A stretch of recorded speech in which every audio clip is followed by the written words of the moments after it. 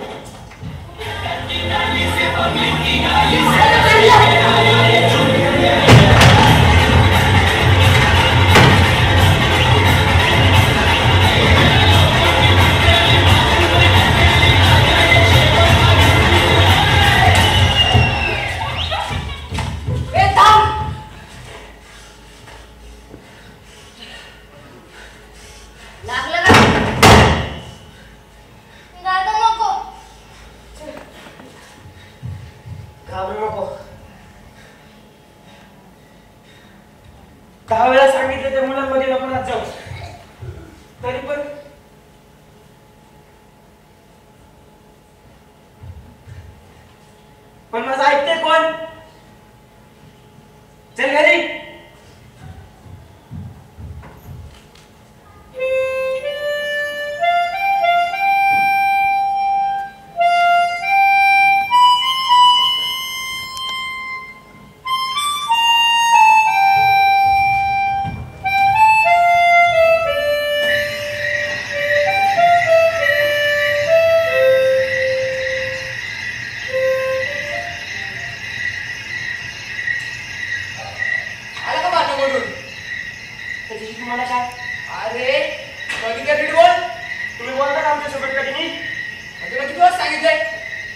घेऊ नको जाऊ. बघ किती लागले. माझ्या भावाला मारतात मग मी शांत बसणार का?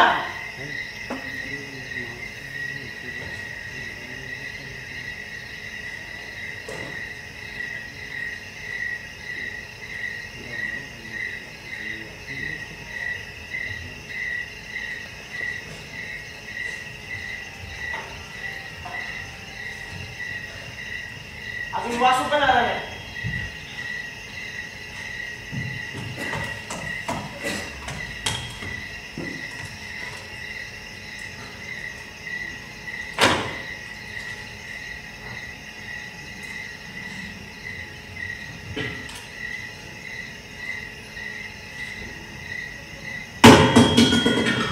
काय रे? काय आवाज करते? मला तुझा राग आलाय. राग? हा, कसला राग? तू त्या मुलांसोबत सारखं का भांडत असतो? मग तू त्यांचा दररोज मार खाणार का? तू लहान आहे ना म्हणून मारतात ते तुला. दादा, मग लहान असणं चुकीचं असतं का रे? नाही रे, उलट जोर आपण लहान आहे ना तोपर्यंतच आपल्या मुलांचं जगू. नंतर हे आपली लोक जगू देत नाही. दादा, हे झालं तुझं म्हणणं, पण माझं मत वेगळं आहे ना. एकदा आपण मोठं झालो ना, लोक आपल्याला मान देतात, इज्जत देतात आणि खूप सारे पैसे देतात. कळेल कळेल किती इज्जत देतात ते. दादा, मी एकदा इंडियन आर्मी मध्ये गेलो ना, मग बघ. तुला किती वेळा सांगितलं त्या आर्मीचं कोर्स सोडून दे म्हणून? दादा, तुला ते ABCD येतं का? तेवढं शिकलोय मी. आता ए म्हणजे ऍपल, बी म्हणजे बॉल. अरे ते नाही. A म्हणजे ऍक्टिव्ह, B म्हणजे ब्रेव, C म्हणजे करेज, D म्हणजे डिसिप्लिन आणि E म्हणजे एज्युकेशन. हे सगळं आर्मी मध्ये असतं. तुला देशसेवाच करायची आहे ना तर मग तू डॉक्टर, इंजिनियर असं काहीतरी म्हण ना. दादा, ते म्हणतात ना, एक वेळेस अंगावर चौकळ काढता येते, पण देवाने दिलेला रंग कधीच काढता येत नाही. हा हा, लय बोलायला लागलास. उद्या शाळेत जायचंय ना? हा, ते खाऊन घे. लय बोलून गेले. आज लय काम केलं.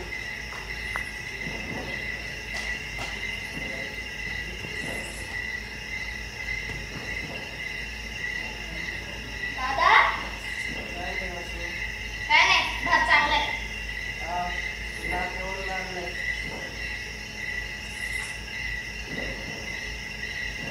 दादा,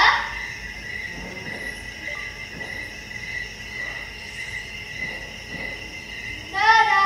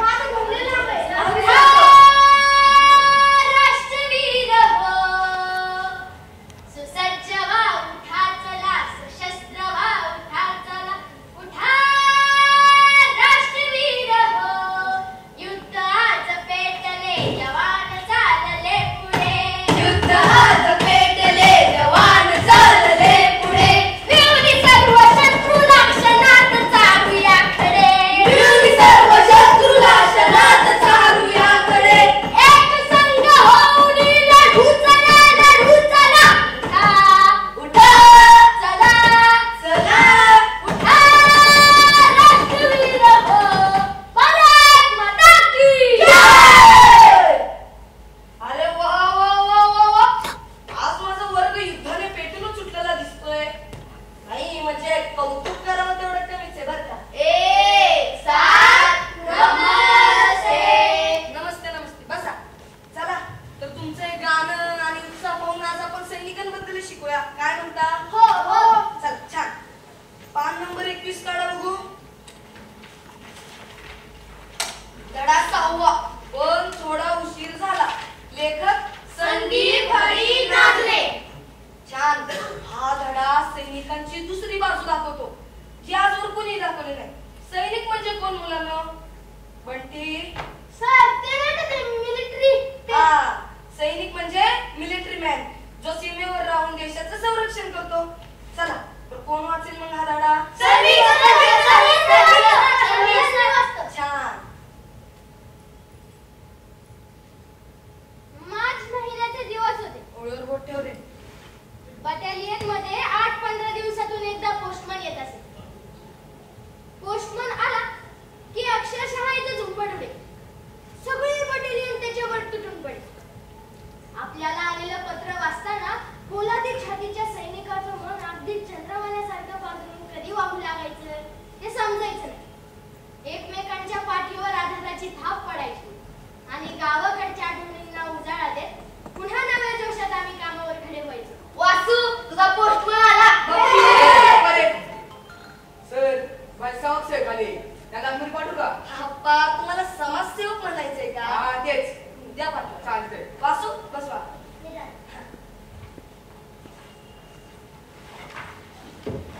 उभा राहा.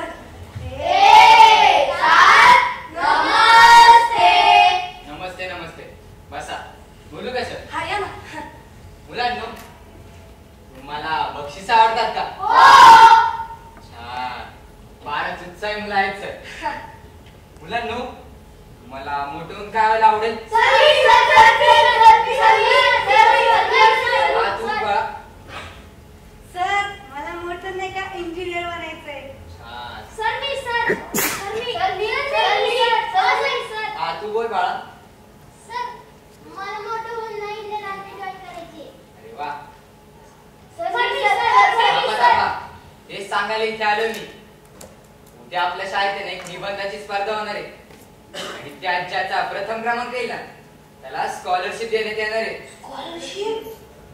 निबंधाचा विषय आहे माझे ध्येय. तर सगळेजण तयारी करून येतील ना? उद्या सकाळी आपली स्पर्धा आहे बरं का? चालेल येतो सर. बरं ध्येय म्हणजे काय वासू? सर आपल्याला मोठं होऊन काय बनायचं ना ते. छान. बस ध्येय म्हणजे आपल्याला मोठं होऊन काय बनायचं ते. बाळा तुला कोणतं इंजिनियर व्हायचंय? सर मला नाही का सिव्हिल इंजिनियर व्हायचंय. छान. बस उद्या सगळ्यांनी नीट तयारी करून या आणि अक्षर छान काढा. चला भेटू द्या.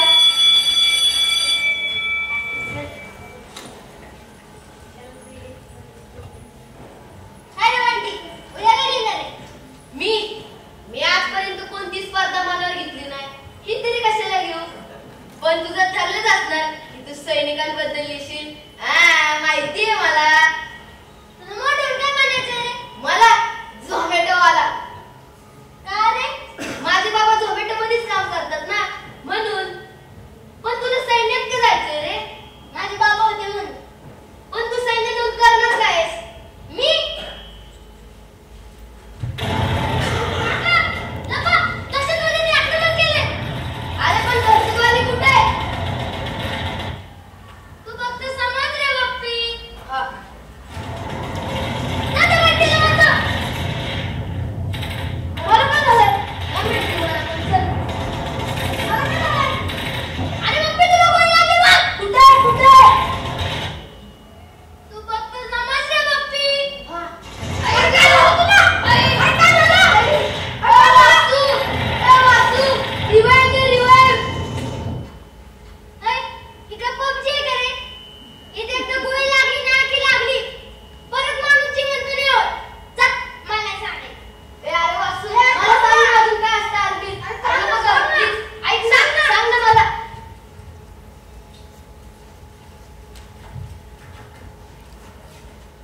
दादा काय रे वासू आज इकडं? मला तुला एक सांगायचंय. बस ना. बोल.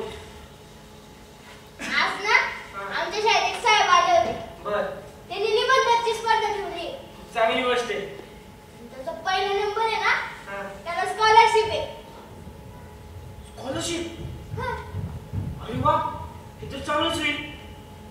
अरे वासू, तुझा शिक्षणाचा खर्च वाचेल आणि तुला एका चांगल्या शाळेत जायला भेटेल. विषय काय निबंधाचा? माझे ध्येय. विषय पण चांगला आहे. जे तुझ्या मनाला येईल ना ते लिही. हा. आणि मला माहिती तुझाच नंबर येणार आहे. मग घरी कधी येतोय? ते मला थोडं काम आहे, मी ते आठवण येतो. तुझा बर, लवकर ये ना. हा, बघून जा रे. हा हा.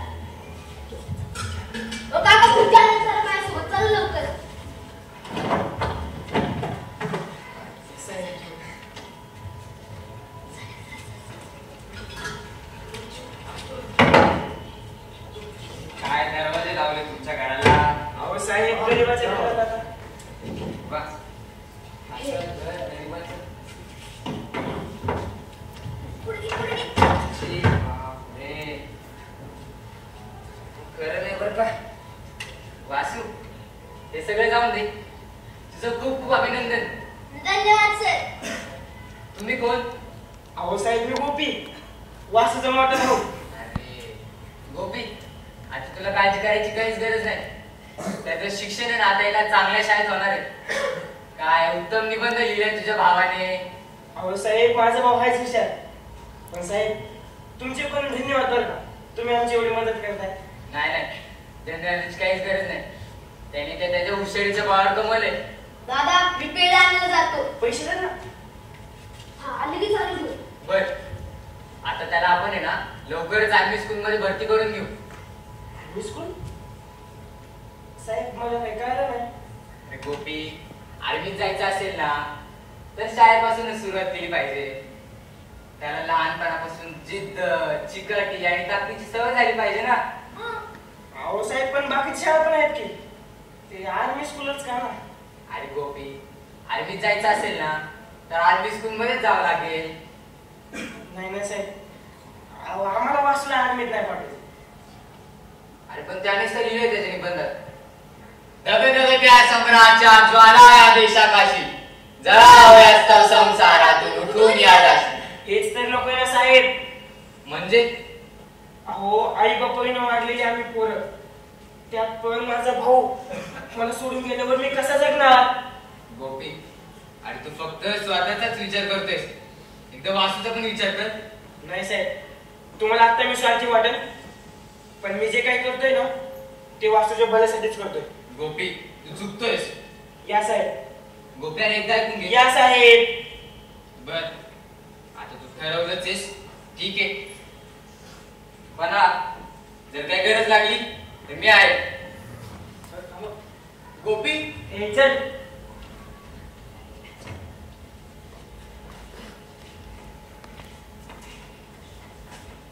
तुला किती वेळा सांगितलंय त्या आर्मीचा गोल सोडून दे म्हणून. दादा, अरे ते गुण नाहीये. गुण असला असता तरी कधीच निघून गेला असता ना. पण ते आपल्या रक्तात आहे. अरे काय उपयोग होत नाही या सगळ्याचा. ज्यांचे आपण संरक्षण करतो ते पण आपल्याला बघत नाही आणि ज्यांच्याकडून आपण संरक्षण करतो ते पण बघत नाही. दादा असं नको ना बोलू. मग काय बोलू? तू होता का सगळं सांभाळायला? हा, मला माहितीये का जपते आपण. दादा तुला स्वप्न नाही म्हणून मी काय करू? मला आहेत ना. वासू दादा पेढे नाही राहू दे, मी येतो नंतर.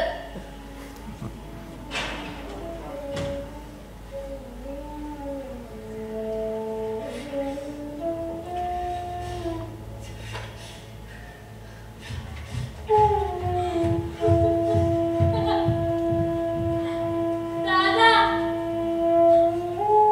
आणि मला खूप शिकायचंय रे. मला बाबांसारखं आर्मीमध्ये जायचंय.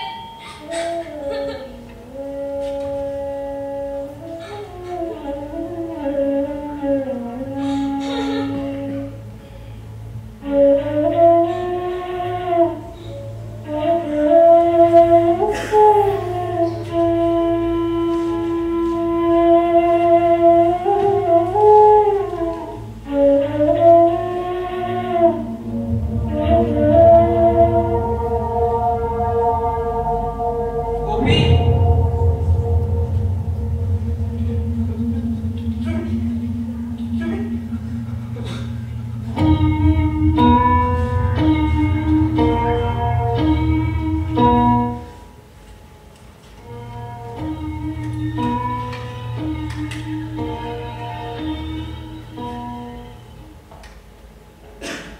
थांबा सर,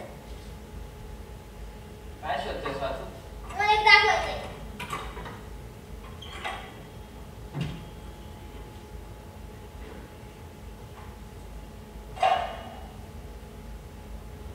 हे बघा सर, माझ्या वडिलांचे कपडे.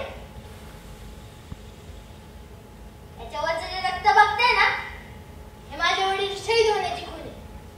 वासू, युद्धात शहीद होण्यासारखी गोष्ट आहे ना, सैनिकांच्या आयुष्यातील खूप मोठ्या गौरवाची गोष्ट असते. हे म्हणतात ना, जे देशासाठी लढले ते अमर हुतात्मे झाले. बरोबर. आणि यासाठी माझ्या बाबांना परमवीर चक्र सुद्धा मिळालं होतं. परमवीर हे मिळवण्यासाठी ना सैनिकांना आपला जीव गमवावा लागतो बरं का. ते मला पण मिळवायचे. नक्कीच मिळवशील. काय चाललंय वासू? गोपी, बरं झालं तू आलास. मला तुझ्याशी महत्वाचंच बोलायचं होतं. चालेल, मला तुमच्यासोबत काहीच बोलायचं नाही. गोप्याला एकदा ऐकून घे. दादा घे की रे एकदा ऐकून. तुला नाही चांगलं वाटणार का जेव्हा तुझ्या वासूला परमवीर चक्र मिळेल? वासू, हे शांत हो. साहेब मला बोलू द्या. का तुला भीती वाटते एकटे जाण्याची? की बाबांसारखा मीही शहीद होईल या गोष्टीची? वासू, गोप्याला काय करतोयस तू? वासू, वासू, गोपी, आणि इतका कसला रे तुला? तुझ्या जीवापेक्षा जास्त पण असणारा भाव मारतोयस. अरे काय चुकीचं काम करतोय तो? आपल्या देशासाठी आणि लोकांसाठीच तर काम करायचं ना त्याला. लोक? कोणते लोक? कुठं असतात ते लोक? येतात का कधी आमच्या मदतीला? अहो बाहेरचे तर बाहेरचे, पण घरच्यांनी पण नाही सांभाळलं आम्हाला. साहेब मला लय शिकायचं होतं, पण या शिक्षणाच्या वयात मला एक काम करावं लागतं. गोपी, पण वडिलांनी आतापर्यंत ते कमवलेले पैसे असतील ना, आणि सैनिकांच्या मुलांसाठी तर भरपूर सोयी सुविधा असतात, त्या नाहीत का मिळाले तुम्हाला? सोयी सुविधा? साहेब मी जेव्हा लहान होतो ना, तेव्हा आम्ही माझ्या काकांकडे गेलतो पैसे मागायला. माहितीये काय म्हणाले? काका, अहो काका मला पैशाची खूप गरज आहे हो. काका मला प्लीज पैसे द्या ना काका. काका माझी शाळेत फी भरायची हो. काका प्लीज. कसले पैसे? कुठले पैसे? तुझ्या बाबाने ठेवलेत का माझ्याकडे? आणि जे येतात ना म्हणून ते तुम्हाला घ्यायला जातात. चले